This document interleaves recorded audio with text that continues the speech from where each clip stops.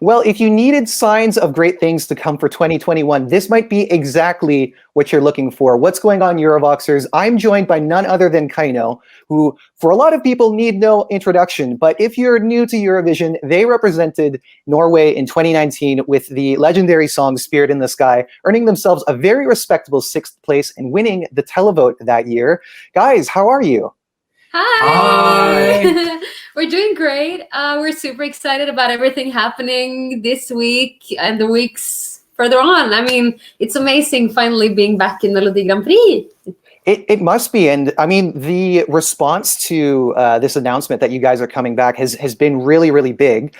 Before we get to that, I want to just catch up with you guys because, you know, some time has passed since your performance in Tel Aviv, and a lot of things have happened for you as a band. I know that you put out your first album. You did a bit of touring, obviously only to a point because we're still under pandemic restrictions. And you put out a ton of collaborations and Eurovision covers. What has all that been like for you guys to develop that way? I mean, it's been amazing. It's kind of like a dream come true being able to live like that, being able to travel and meet all the beautiful people around the world and perform our music to a crowd that actually knows it. I mean, it's so cool. And yeah, like without Melodi Grand Prix or without Eurovision, I think it's highly unlikely that we would be here together today and that we've been able to release 14 songs and the album and touring all over. So yeah, it's been quite a ride, but still we feel that it's been a fun ride. Like I've became best friends with Fred and Alexandra, and that's really, really cool. We didn't know each other very well before we started, and now after 2 years we're like this. Yeah, and I think that really comes across for a lot of people. I think that one of the things that people really see in you is that you guys are really tight friends, and a lot of your songs are upbeat and uplifting. I want to show you guys a picture. I think that there's certain things in life that can only be summarized with a meme. And I want, by the way, this is no disrespect to any of the other artists, but I want to get your guys' reaction to this. I love it. So again, like no disrespect to the other artists in MGP this year. We always look forward to the kind of music that gets put out. But I think that this does say something about the kind of impact that you guys have had on the Eurovision fan base. And what do you make of being these designated Eurovision icons? I would say it's really flattering in a way, because we were a bit afraid that people were going to be tired of us and like, oh no, KEiiNO again. Why? we saw them 2 years ago. Why? Isn't it too early to come back now? So it's been really, really great to see all the reactions and so cool that we've meant so much to so many. Yeah. I mean, just you calling us icons, like, whoa, that's so cool. But also, also it's really cool, and also it's a bit more worrying as well, because when we're now entering with a new song, it's a gamble. Like, are we just going to destroy the the status we have as a Eurovision novelty with a song that nobody will like? You never know. No, anyway, but it actually ups the game in a way. Totally, and I mean, I would find it pretty hard to believe if nobody would like the song. Of course, we're going to hear it on Friday. I'm sure that this is going to attract a lot of new fans potentially. And so, tell me about the decision to enter Melodi Grand Prix again, and really, you know, only 2 years after your win.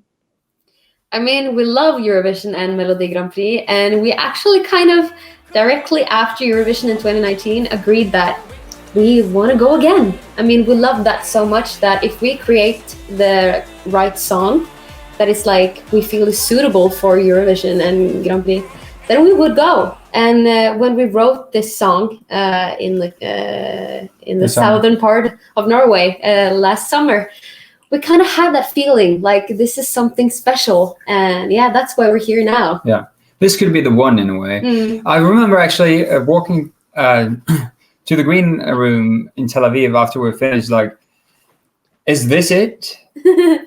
Because nothing wrong about Spirit in the Sky. We love Spirit in the Sky, but already then I felt that we wrote Spirit in the Sky before KEiiNO was actually 100% confirmed. So like just a few months later, we felt that we've grown so much as a band and also as songwriters together. We felt like, okay, it would be kind of shame if this is like our last entry in the Eurovision. And but we didn't know it will come so quickly. But then again, when you get extra time at hand, like we did last year, so then suddenly something happens. And so it sounds like you guys really believe in this song, and it sounds like you think it's a real step up from Spirit in the Sky. So what can you tell people? And you also alluded to the fact that there will probably be some expectations, especially considering the impact that you had with your first song. So what would you tell the people who haven't heard it yet and might be looking for that part 2, or what would you say to them? Well, it's not a directly Spirit in the Sky part 2 because like we've done that already, and I think we achieved what we could achieve with such a Euroschlager in Eurovision, because it is a competition that you have to impress both the audience or the televoters and also the juries. So it's definitely a song with a bit more depth, if you can say, like there are more layers to it. Like when I listen to it. Every day when I listen to it, it's like, okay, there's a new thing that I really notice. Like, this really works well with this and this.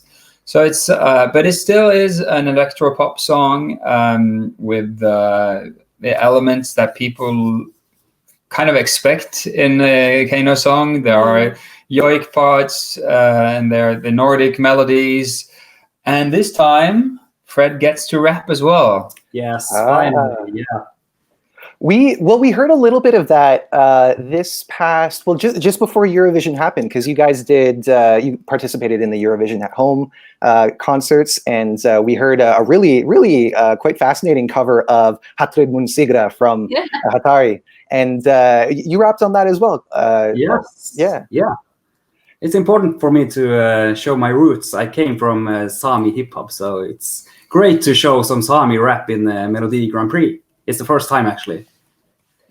And then in terms of this, with Monument, this song that's coming up, would you say that there's something that you took from your previous experience in Eurovision that has informed the making of this song?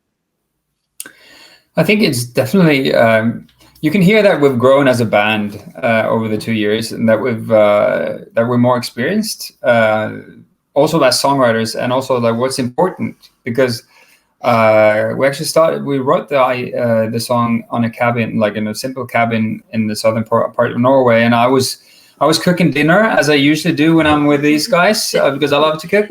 And then Fred was standing there with a big glass of red wine, and suddenly gets very philosophical, thinking like, what becomes or what will be our legacy? What will there be when we're no, like, what will the history books say about us, or what is for a person in general? And they were like, this could be something, because what are the things that you remember? What are the things that will make greatest impact? The relationships, the moments. So Alex, they are also part of our songwriter team. He said, okay, we can work with this. And then we decided to write a song that's actually honoring those people that make a difference in other people's lives, the ones that you have these connections with, the ones that actually went the extra mile for you, so you remember. So yeah, and kind of that with that as a theme was a kind of like heavy in a way. We wanted to also create a quite monumental soundscape. So the sound is a mix of our live band. We have thousands of samples. We have live strings from the symphony orchestra in Kristiansand. So it's really it's a monumental song. Well, I'm sure there's going to be lots of people looking forward to hearing it. I know it's only a few days away, but I'm sure that they can't wait. They want to hear it now. And by the sounds of it, you guys have been spending a lot of time together. I'm sure that, you have your own separate lives, but, you alluded to writing this in a cabin somewhere, you said? Yeah. Yeah, okay. It was actually our first time meeting up after the first lockdown in Norway. So we had been apart for so long, and Monument was created on the first night that we met. Well, I mean, I wonder if maybe that time apart really kind of helped produce this hunger to, if not to directly make the song, but to make something and to put something out together. Would you say that was the case? Probably, I guess so, because we were kind of excited, all three of us, that first night. We wrote 4 songs that. I know, 4 songs. Like also, yeah, our 2 last singles were written in the same days, both Trans-Arctic Lover and A Winter's Night. So it's quite funny or like special to write a winter song in when the sun was beautiful weather outside. But yeah, it was really, really good creative process on the cabin. And I also am curious about how you guys have grown as a band, like in terms of your relationship, because we see a lot of super groups come to Eurovision. They do their song. Sometimes they do well, sometimes they don't. But then they separate, and then we never hear from them again. And you guys have definitely been an exception to that. And I want to know, what do you think it is about the 3 of you that works so well together? I think it's because we were 3 individuals who all have tried for a long time to make it in the music industry. But it was first when all 3 of us got together that we finally made it. And it's just this special connection that, that right now we're kind of like a family, just doing what we love. And we're so creative all the time, like filling in each other's blanks, I guess. And yeah. We definitely... Also, that we share some common values, and I think that's important. That we love diversity. We embrace the idea that people should be individuals, but still, if you're kind to other people, then you can kind of do what you want to do. That's the life motto that we live by. But also, I think the thing that we were never put together by a producer or the TV company or other. Like, we found each other ourselves. So, and also because we weren't on a big label that decided to do this or that, we were able to make our own way and do the songs that we wanted to do. And also, but it's also pure luck, because if Fred certainly turned out to be an asshole, that would be really hard. We wouldn't have been here together. So luckily he's not at all. Yeah. Trying not to be. Trying not to be, yeah. It's tempting to just want to turn on people on a dime, but you have to I want to know a little bit about your dynamic. I have just some like simple questions about the roles that you guys play in each other's lives as a band and as friends. So who in the group would you say is the biggest cheerleader? The person who, when things are not going as well as they could, they are able to lift people's spirits. Who would you say is best at doing that? Alexandra. Definitely. Can you think of a time when that happened? All the time. Every day. Yeah, I think so. Yeah. Definitely the one that they go down. This is going to go well. No worries. So yeah. Okay. Who is the most? The only exception is when she has a meltdown. Then no, then I'm like. So then, well, when you have those moments, who is able to kind of lift you up, Alex? Both of them, I think. They're really good at that, because probably I'm a woman. I have my emotions is like outside of my skin all the time. So you guys are good, like calming me down and helping me out when I need it. And that is great. Or it's just like when suddenly like, are you sure you don't want to eat a protein bar, Alexandra? No. That has happened a few times when she forgets to eat. But that happens with all of us. Oh yeah, I'm definitely the hangry type. I get to a certain point where it's just like, yeah, totally. Who is the most organized, would you say? Definitely. Okay. Yeah.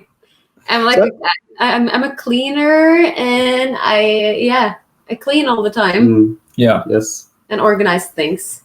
It's OCD. OCD. Yeah. Yeah. OCD. In a light way. So for us, it's great. It's like everything is organized. Yeah. A helpful obsessive compulsive disorder. Yeah. How about the biggest worrier? Who tends to be the one that kind of takes on the troubles a bit? Well, Yeah. I mean, like, this tiny problem could grow into like, wow, the world is ending, you know? Fascinating. You're It's kind like- of, yeah, you're everything on what we call on steroids. So I guess it depends on like the day, right? One day she's the worrier, the other day she's the organizer. Yeah. How about the biggest partier? Is that Alex as well? Oh, I guess we all are, Oh, actually. I think I think it like it. We love to dance. Yeah. I mean, we love to be sweaty in a crowd. Like, that is so awesome. Yeah.